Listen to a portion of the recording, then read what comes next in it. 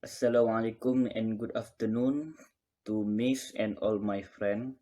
So today our group will presenting on law of simplicity and the magic of number.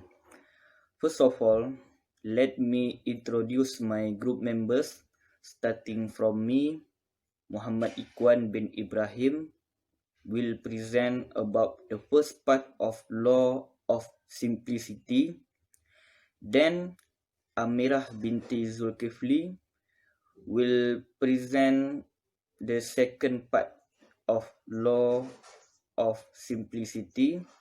And lastly, Raja Nur Izzati binti Raja Azlan will talk about the magic of number. Okay, so first we go through to the law of simplicity. In philosophy, law of simplicity also can be determined as law of parsimony.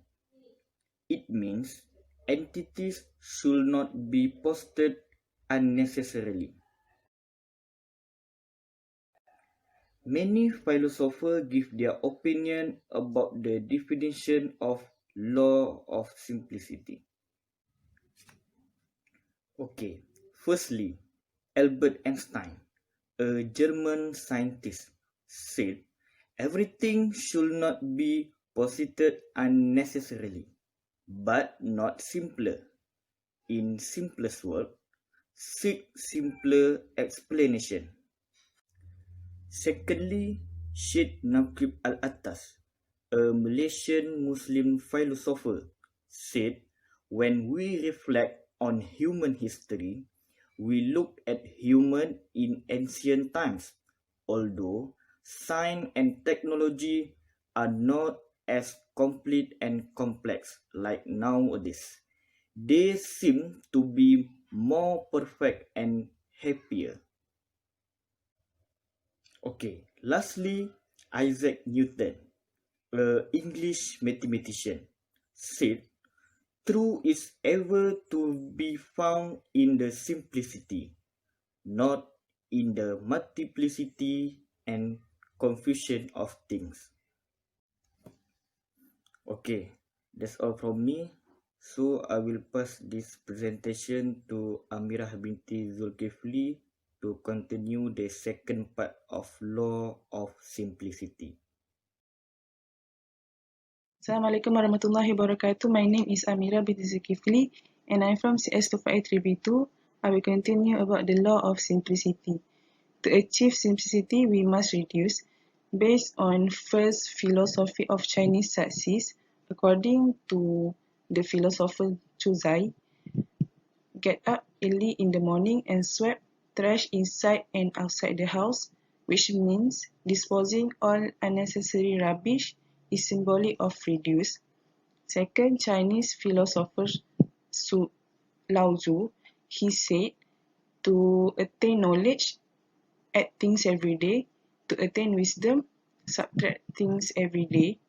Third, Steve Jobs' design philosophy is simplicity. He said, simplicity is the ultimate sophistication. For example, to produce Apple computer and iPhone that easy to use, he removed all unnecessary elements.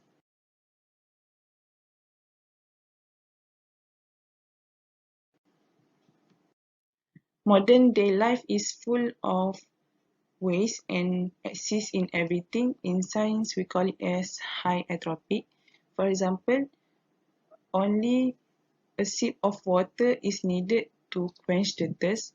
Unfortunately, a pill up of plastic bottle pollute the river. Second, the children carry large bag full of books until hurt their back. But all they must learn is only one page from the books. Third, Dubai plan to build high tower but waste a lot of energy just to mesmerize the eyes. Fourth, for the printing of newspaper manuscript, a tree will fall, even though there are only a few to read. how to overcome all these ways is by wisdom, which means simplify and reduce. According to Japanese philosophy is just enough. For example, Japan's house is small and safe space. Japan is popular with minimalist concept in their interior design, and Japan's car is small and light compared to heavier and large American's car. Thus, small and light car is safe fuel. The last one is simple food. The Prophet preferred us to consume simple food. For example, honey and milk is sunnah, but mixing honey and milk is not sunnah. Second, the Prophet preferred us only take 7 dates or 21 raisin. No need to consume supplement that contain 10 in 1 sunnah food. That's all for me. Thank you. Last but not least, I'm going to present on magic of number. For your information, there is a lot of magic number in the world that we can see. Based on the slide, those are the example on magic of number. First, look at number 40. Why does it call magic number? It is because, according to the Talmud, it takes 40 days for an embryo to be formed in its mother's womb. Prophet Yunus was in a whale's mouth for 40 days. And next is number 14. Number 14 is a symbol of perfection.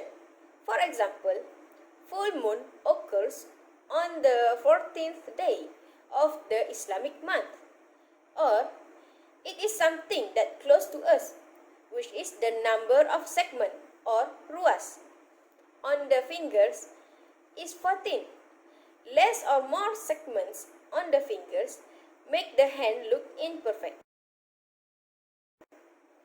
Then, numbers in some traditions. For number 26, Indians would try anything to avoid the number 26, which they consider as a very unlucky number. There are many tragic incidents occurred on that day, such as terrorist attacks, tsunami, and earthquakes, which makes Indians want to avoid the date. Number 8. Chinese people are particularly fond of the number 8, which means to generate wealth. The association of the number 8 with wealth is extraordinary strong in China. Looking at number 9. The sound of the number 9 in Japan is similar to the Japanese term for torture. Number 7. In most Western countries, such as Netherlands, France, United States, and United Kingdom, 7 is a lucky number as well.